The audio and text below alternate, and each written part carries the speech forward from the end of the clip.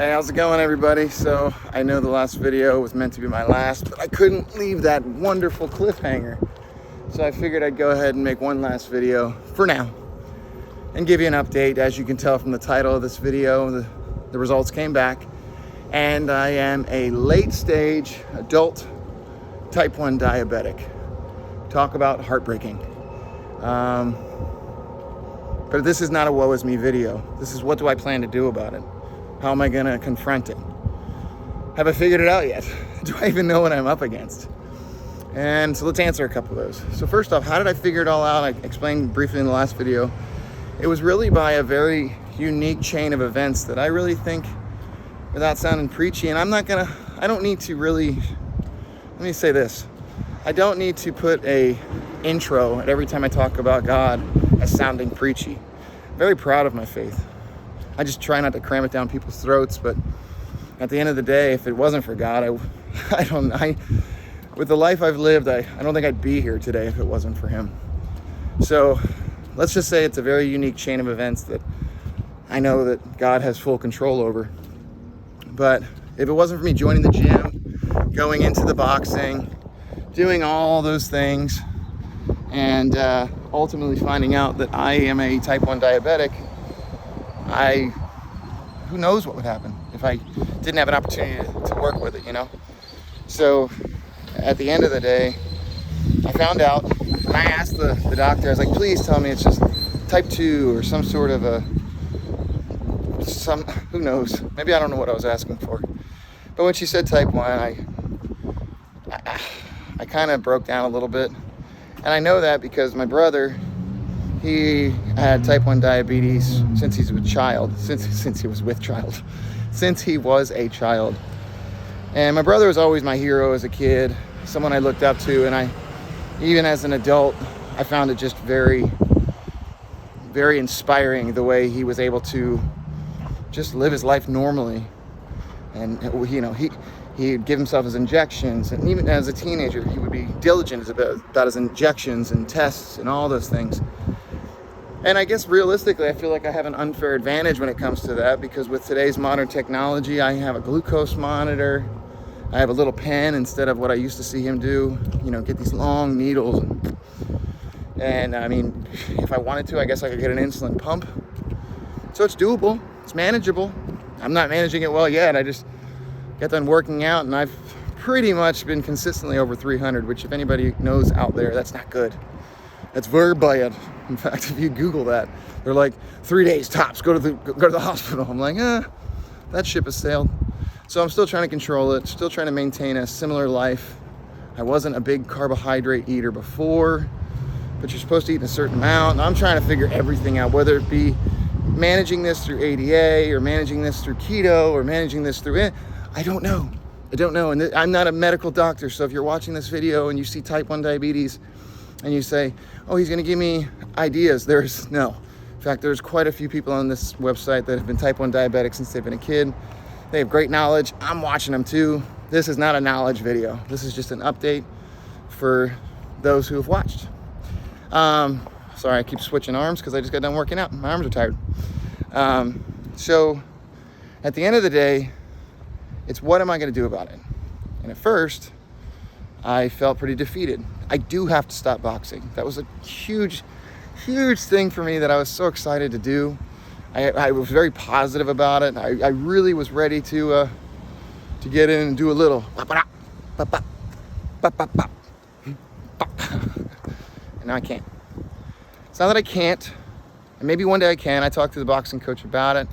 He said it's plausible, but first you got to understand your condition and how to maintain it. And I'm not close to that. So, and I could be mad at God, which I was. I was highly mad. And it's not for you know how it is. It's, you look around, you see other people, and you say, how did I end up with it? And again, I understand there's much worse conditions out there. This is not a woe is me. But when you get told that there's something in your life that is going to affect you for the rest of your life, it creates a mortality. You know, my dark little mind went on the internet and decided I wanted to look at the life expectancy of a diabetic. I wish I wouldn't have. But I know, again, God has the ability to do anything that he wants to in my life. And who knows what his plan is for me to have this. Heck, my year challenge is up, and maybe this is his way of saying, because maybe in the back of my head, I was like, I can get drunk again. And that's not what he wants for me. What a better way to stop that than to make sure that I can't. So, yeah, this is kind of the update of it. I know I appreciate the thoughts and prayers from everybody in the last video that were saying, you know, you can do this, you can overcome it, you can beat it, whatever it is. I'm sure it's not that bad. Well, it's worst case scenario for this specific thing. But again, it's what my new challenge is, I guess. You know, that I got to look at it like in so many different aspects as to how can this benefit me, the people around me? How can God use me through this? So how can this better my family? Like, it's funny, my wife's become my little nurse. It's cute. I love it. She makes sure I have my things if my blood sugar is going to go too low, which again, not the case. My blood sugar is always high. So that being said, I did have a scary first incident with insulin. I thought was kind of interesting. Let's walk these railroad tracks. That's smart. These are pretty quiet. We'll walk the railroad tracks. Had my first insulin shot, and I followed what the sheet of paper said. And it said like 10 units when your blood sugar is at a certain amount. My blood sugar at the time was at 400. So I was like, okay, well, I gotta take 10. So I took 10, did that little needle to my stomach. I ate my dinner, which I had I had fish and salad. I'm kind of a pescatarian. Is that pescatarian? Pescatarian meal. And I waited about an hour. Nothing happened. And I was like, okay, I guess it didn't work. But I didn't take anymore. I was just like, okay, I guess it didn't work as well as I thought. Well, I looked down at my little monitor, which again, kudos to my brother who's lived his life without a monitor. He's just done it off his feeling and a lot of blood tests. But next thing you know, I looked down and it said 137. I was like, wow, that's the lowest I've been in months. And I looked down at it and I text my mom, and my mom texts back, that's great, just keep an eye on it. I was like, oh, I will, I'm so excited. And then I looked down again and it was down to 100. I called her and I was like, Mom, it's down to 100. And she stayed very calm. And she was like, son, I need you to go get some sugar in here right now. I was like, why? Everything's going really good. I don't need sugar. Now you can understand this drop. If I could show you the graph, which I'm not going to edit this video. I'm looking for a train. I think I'll hear it. I'm not going to edit this, but if I could kind of create an illustration for you, the drop was like literally once it hit, it was a 5-minute drop. And it was down 100.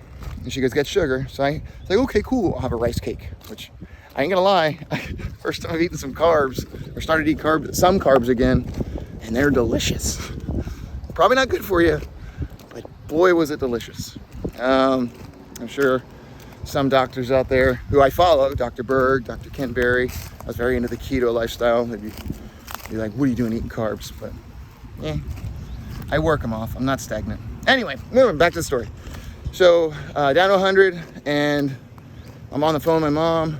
I looked down again and it said 74. At this point, she's like, Kyle, no more beating around the bush. I need you to drink sugar water. I need you to drink apple juice. My wife is freaking out and I'm starting to shake. So I looked down again. My wife at this point had ran across to the neighbor's house, woke up my son. My son, he's groggy. He just has no idea that I'm about to go into a seizure or who knows what. And I looked down again and it said 56. My skin was pale. I was shaking beyond control. I was still coherent, thank God, because again, if you look at it, once it gets to 54, that's like no man's land.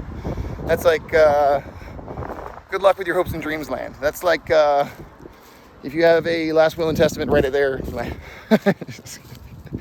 Anyway, my wife comes in. At first she gives me a glass of sugar.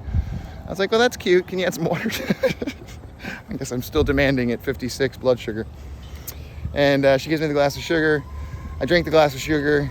And at that point, thankfully, I see blood come back to my skin. And then I come to. Crazy part was, though, is I had sugar water, a little apple juice, protein shake, I had a piece of chocolate, I had a rice cake, and even after all of that, it only came back up to 100. And it stayed at 100 for a good hour. So that means, like, if I wouldn't have done nothing, I'm pretty sure I would have, like, bottomed out to 0 at that and just stayed at 0 until they, whatever. But good first, it was a training lesson. I planned that out perfectly. My body said, hey, we're going to train everybody how to do an emergency. Chase, unfortunately, failed. He just stared at me like, well, this is awkward. He was groggy, poor kid. We woke him up. He was dead asleep going to work. And we were like, wake up. And he's like, ah. And wait, that's not like System of a Down. Wake up. Anyway, that's a very long-winded story. This video is entirely too long. I'm pretty sure none of you have made it this far. If you have, just for the fun of it, comment, I made it the whole video. And then put a random emoji. I made it the whole video, random emoji. If you made it through the entire video, that would just be neat. It'd be fun. Anyway, I hope you guys have a wonderful, blessed day. Life is short. Live every day to your fullest. Live it like it's the first day of the rest of your life. And God bless you guys. See ya.